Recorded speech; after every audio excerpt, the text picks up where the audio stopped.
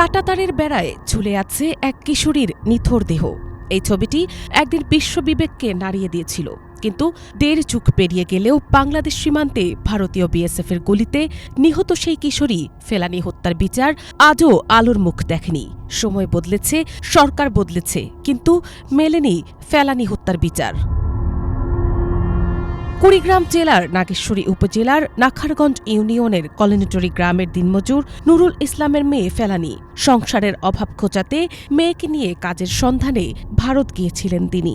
পরে দেশে মেয়ের বিয়ে ঠিক হওয়ায় ২০১১ সালের ৭ জানুয়ারি ভারতীয় কয়েকজন দালালের সহযোগিতায় ফিরছিলেন তারা। পথে সীমান্ত পার হওয়ার সময় কুড়িগ্রামের ফুলবাড়ী উপজেলার অনন্তপুর ও ভারতের দিনহাটা সীমান্তের খিতাবেরকুঠি এলাকায় ৯৪৭ নম্বর পিলারের পাশে কাঁটাতারের বেড়া টপকানোর মুহূর্তে বিএসএফ সদস্য অমিয় ঘোষের গুলিতে প্রাণ হারায় ফেলানী।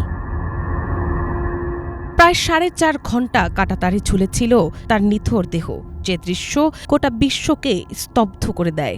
এরপর শুরু হয় দীর্ঘ বিচার প্রক্রিয়া। ২ বছর পর ২০১৩ সালে ভারতের কোচবিহার জেনারেল সিকিউরিটি ফোর্সেস কোর্টে বিচার শুরু হলেও একই বছরের সেপ্টেম্বরে অভিযুক্তকে খালাস দেন কোর্ট। এ রায়ে সংক্ষুব্ধ হয়ে পুনরায় বিচারের দাবি জানান ফেলানীর বাবা নুরুল ইসলাম। ফেলানীর ১৫টা বছর হয়ে গেল, আমি আজ বিচার পাইনি। এখন আমি বিচার অবাকে আছি, সেই ফেলানীর বিচারটা আমি পাবো। আমি এখনও শুনতেছি যে কাঁটাতারের মানুষ অনেক মারা যাইতেছে সীমান্তে। আমি এটা দেখতে চাই না, আমি সীমান্ত হত্যা বন্ধ চাই। ১৫টা বছর দেখতে আছি, কাঁদতেছি, শুনতেছি, কিন্তু অমিয় ঘোষের সর্বোচ্চ শাস্তি হয় নাই। আর সুপ্রিম কোর্টে যে বিচারটা ঝুলে আছে, বর্তমান জানি ঝুলে না থাকে, যে সরকার আসুক এই বিচারটা ঝুলে না থাকে, দ্রুত করে এই বিচারটা জানি উনারা করে দেবে। আমার মেয়ে কাঁটাতারের মধ্যে ঝুলে গুলি করে মারছে, কিন্তু ১৪ বছর হয়ে গেল, ১৫ বছরে পড়লো।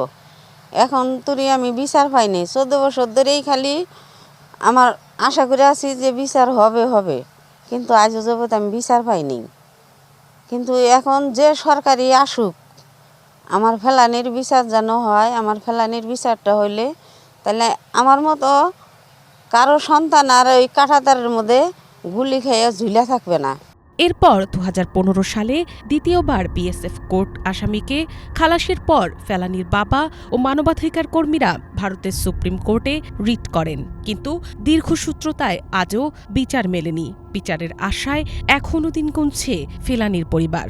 ফেলানী হত্যার বিগত ১৫ বছর হয়ে গেল, আজ পর্যন্ত আমরা সঠিক বিচার পাইনি। আমাদের দাবি যাতে আমরা সঠিক বিচার পাই, এবং বর্ডারে যে এখনও পর্যন্ত নির্মমভাবে যে মায়ের বুক খালি হইতেছে, এটা যেন আর না হয়। দীর্ঘ ১৫ বছর থেকে এই বিচারটা ইন্ডিয়াতেও ঝুলতেছে, কিন্তু এটার কোনো সমাধান হয় না।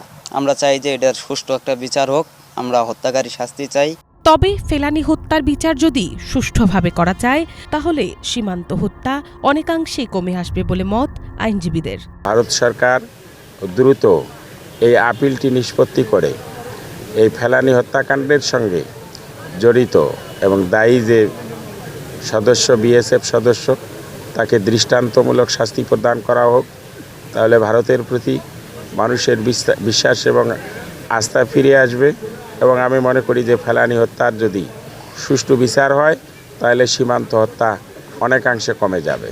১.৫ যুগেও ফেলানী হত্যার বিচার না হওয়ায় সীমান্তে মানবাধিকার লঙ্ঘন ও বিচারহীনতা চলছেই। কাঁটাতারে ঝুলে থাকা সেই কিশোরী কি আদৌ পাবে ন্যায় বিচার, নাকি বছরের পর বছর অপেক্ষাই হবে তার পরিবারের শেষ নিয়তি? Bangla vision news desk.